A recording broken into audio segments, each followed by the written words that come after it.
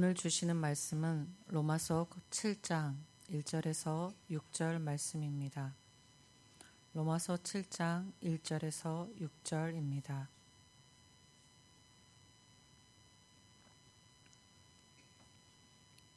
형제들아, 내가 법 아는 자들에게 말하노니 너희는 그 법이 사람이 살 동안만 그를 주관하는 줄 알지 못하느냐.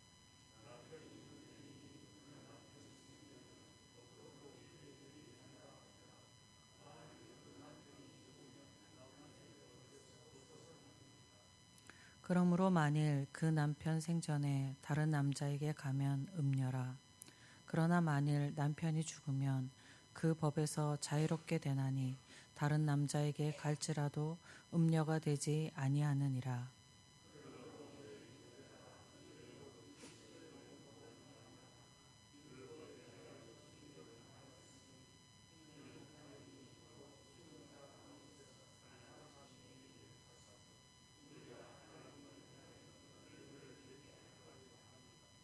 우리가 육신에 있을 때에는 율법으로 말미암는 죄의 정욕이 우리 지체 중에 역사하여 우리로 사망을 위하여 열매를 맺게 하였더니 열매를 죽었으므로 율법에서 벗어났으니 이러므로 우리가 영의 새로운 것으로 섬길 것이요 율법 조문의 묵은 것으로 아니할지니라. 아멘. 바울이 로마서를 기록할 당시에 로마 교회 내에는 두 무리의 잘못된 생각을 가진 사람들이 있었습니다. 이 잘못된 생각은 오늘날로 말하면 잘못된 교리이고 또 이당의 사상이었습니다. 그 한 부류는 복음을 믿음으로 의롭게 된다 하는 복음의 진리를 온전히 믿지 못하고 율법을 지켜야만 구원을 얻을 수 있다는 율법주의적 신앙을 가진 사람들이었습니다. 또 다른 한 부류는 그 반대로 믿음으로 의롭게 되었으므로 믿음만 있으면 아무 죄를 지어도 상관이 없다고 생각하는 사람들이었습니다. 오늘 본문에는 두 부류의 사람 중 율법주의적인 신앙을 가진 사람들에게 바울이 교훈하고 있는 내용입니다. 그러니까 복음을 믿어도 율법을 지켜야 구원을 얻는다고 생각하는 사람들에게 교훈하는 내용입니다. 1절과 4절에서 바울은 로마의 성도들을 형제들아라고 칭하고 있습니다. 여기에 형제들아라는 원어는 매우 폭넓게 사용되는 단어로서 동족이나 친근한 관계에 있는 자를 부를 때에도 사용되었습니다. 사도 바울은 로마 성도들을 한 번도 본 적이 없습니다. 로마 교회는 사도 바울이 세운 교회가 아니었습니다. 그리고 바울이 한 번도 가본 적이 없는 교회였습니다. 근데 그들을 향하여 이와 같이 친근한 호칭을 사용하는 것은 바울이 그들을 예수 안에서 한 형제로 생각하고 있었기 때문입니다. 바울은 로마 교회 성도들을 예수 안에서 한 형제로 느끼고 있었기에 그들의 영적인 무지에 대하여 안타까움이 더 컸을 것입니다. 바울은 이 안타까움을 가지고 로마 교회의 잘못된 교훈을 가지고 신앙을 가지고 있는 성도들에게 교훈하고 있습니다.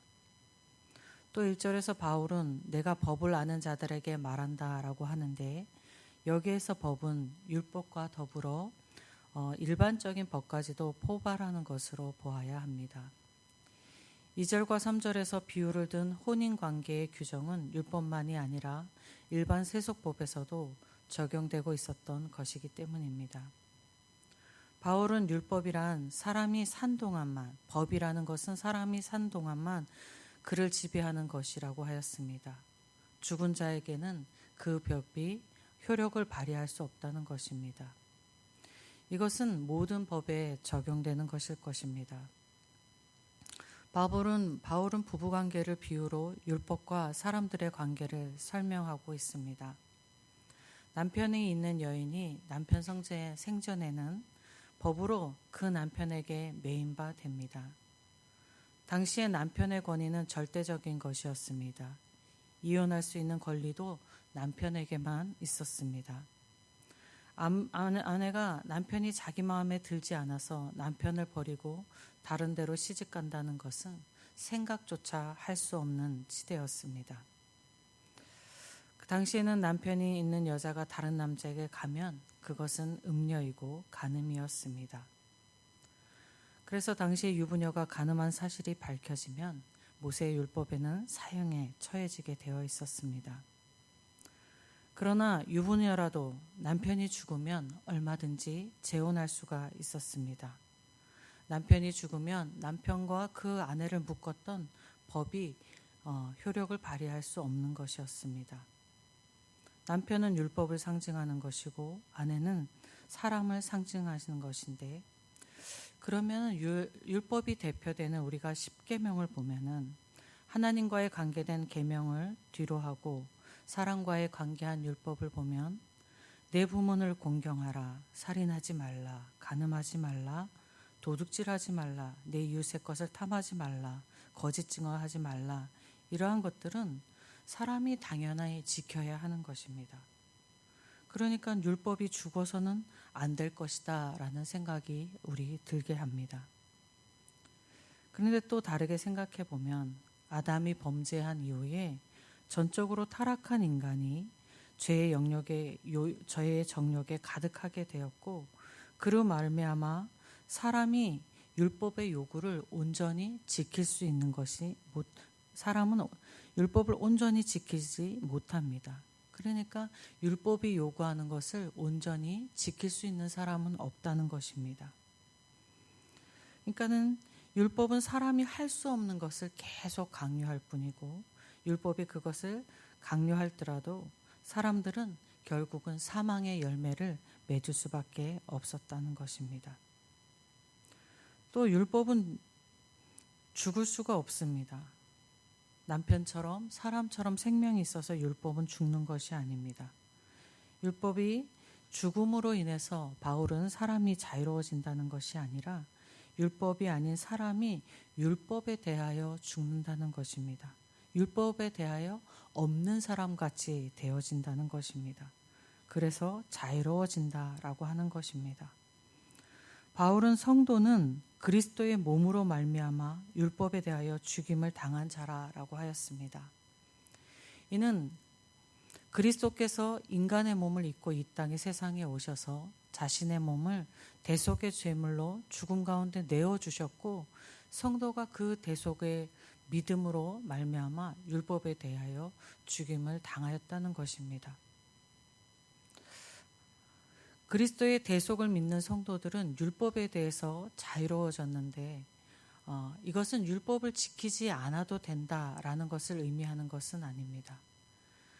그리고 또 성도는 율법에 자유로운 성도가 되었지만 그로 인해 열매를 맺어야 되는데 하나님을 위한 열매를 맺어야 된다라는 것입니다.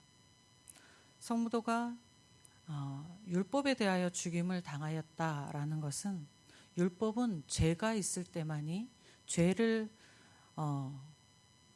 정죄하는 기능을 하고 있었습니다. 근데 성도는 죄에 대해서 자유로운 사람들이 되었기 때문에 율법에 대하여 죽임을 당하였다라고 표현하고 있는 것입니다. 로마서 8장 4절에서 육신을 따르지 않고 그 영을 따라 행하는 우리에게 율법의 요구가 이루어지게 하려 하심이라 라는 말씀이 있습니다. 이것은 육에 속하여 율법을 지킬 수 없던 성도가 그리스도의 대속으로 말미암아 성령의 능력으로 율법의 요구를 자발적으로 성취하게 되었다라는 말씀입니다. 율법에 죽었다라는 말씀이 율법을 지키지 않아도 된다라는 것이 아니라, 이제 성령이 우리 하나님의 영으로 인하여서 사람이 자발적으로 율법을 내 부모를 공경하고 살인하지 않고 간음하지 않는 그러한 죄들을 자발적으로 지킬 수 있게 되었다라는 것입니다. 아이고, 나는 사람을 죽일 마음이 없는데, 나는 간음하지 않는데, 도둑질하지 않는데 라고 생각하실 수 있지만, 우리 내면에서 일어나는 그 죄의 역동들이 그 모든 것을 뜻하는 것입니다. 그러니까 그러한 것들을 자발적으로 지켜나갈 수 있는 그러한 사람들이 되었다라는 것입니다.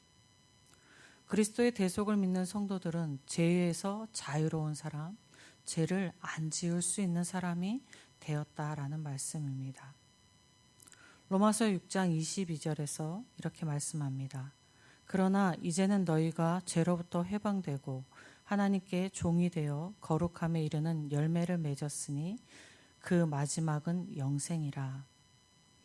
이 말씀에서 하나님을 위하여 맺어야 하는 열매는 거룩함임을 알 수 있습니다.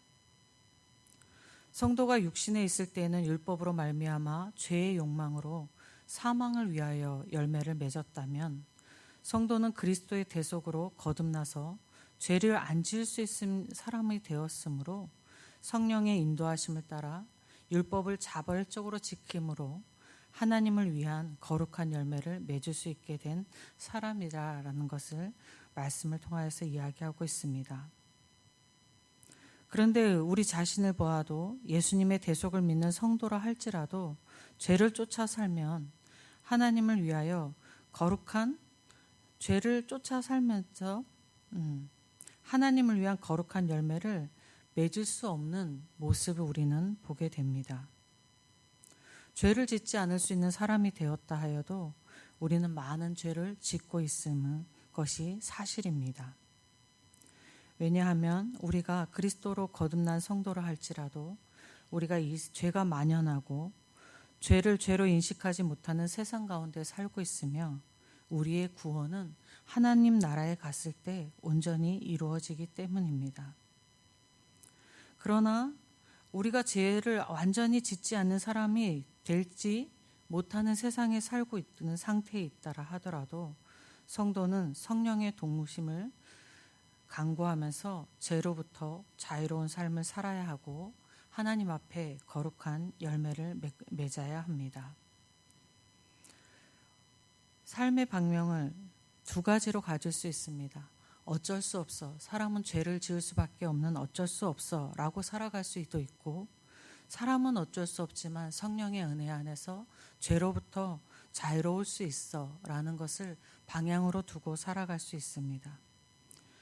오늘 이 새벽에 하나님의 말씀을 함께 대하는 여러분에게 방향이 이 땅 가운데 죄를 지을 수밖에 없는 세상 가운데 살지만 나는 죄로부터 자유한 사람이고 성령의 능력 가운데에서 죄로부터 하나님의 거룩한 열매를 맺어가는 사람이 되었음을 다시금 확인하고 날마다 성령의 도우심 가운데 하나님을 위한 거룩한 열매를 맺어가시는 여러분이 되시기를 주님의 이름으로 축복드립니다.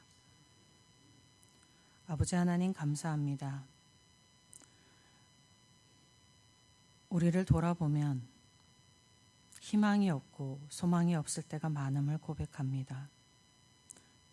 타인의 죄는 참 크게 보이나 나의 죄는 보이지 않을 때가 많고 할 수 없는 죄라고 묵인할 때가 많음을 하나님 앞에 고백합니다. 하나님, 그럼에도 우리를 선택하셨고 이 땅 가운데에 한시도 우리를 내버려 두지 않으시며 우리의 동행하시는 성령의 능력 가운데에 은혜 가운데에 우리가 살아가고 있음 또한 고백합니다.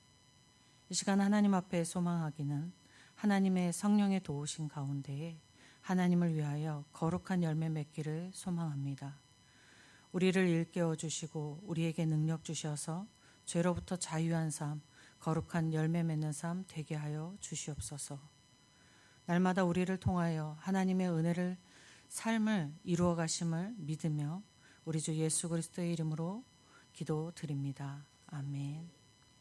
하늘에 계신 우리 아버지, 아버지의 이름을 거룩하게 하시며 아버지의 나라가 오게 하시며 아버지의 뜻이 하늘에서와 같이 땅에서도 이루어지게 하소서.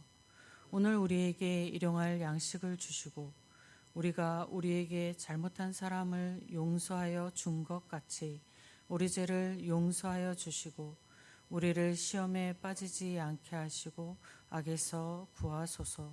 나라와 권능과 영광이 영원히 아버지의 것입니다.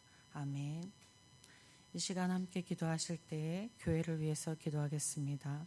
오늘 있는 예배를 통한 모든 예배를 위해서 기도해 주시고 위임 목사님을 비롯한 모든 사역자들을 위해서 기도해 주시고 환우들과 또 어려운 상황 가운데 있는 성도들을 위해서 기도해 주시기 바랍니다.